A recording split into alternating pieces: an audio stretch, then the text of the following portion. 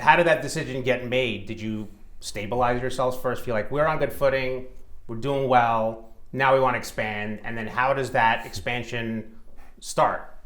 Well, I think historically we try to get our feet under ourselves in the beginning. I mean, we were 4, then 6, then 10, then 12, then 15. And when you are rapidly expanding just in personnel, doing what you do, what was most important back in the 90s was being able to pivot depending upon what the economic environment was in the city. There was the crisis in 2008 and foreclosures, so we organically transitioned to doing more foreclosure work. Banks were taking back properties. We then began to represent banks because they didn't know how to take those properties.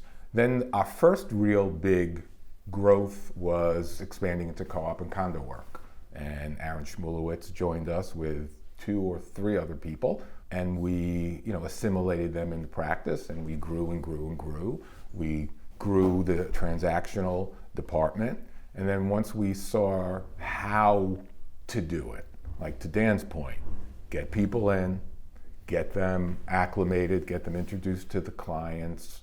When you build it up, then it's time to expand. We do a lot of 881 work now. We weren't doing any of that 10 years ago. Now Dan's department has 3 or 4 people. Pretty much is all they do is that work. It takes good management. It takes training and supervision that we provide, not just Dan and I, but the other equity and non-equity partners in the firm, give the necessary guidance and supervision, and we build it from there. I don't think it was ever a deliberate decision where Jeff and I actually sat down and said, you know what, let's grow the firm. I think, you coming on is a good example. You knew somebody here at the firm. Yeah. At the time, we had been trading referrals back and forth for many years. It was a natural extension of what we did. And that was something that we saw, we liked, and we took on. We hear our clients, a lot of our clients, like with Ron Mandel, who heads up our zoning practice. A lot of clients, they wanted advice on zoning, land use, opinions. And that's why we reached out to Ron to bring him over here. And, we've grown to basically where we're a one-stop shop. We could buy the property for the client. We can advise them on tax incentive work.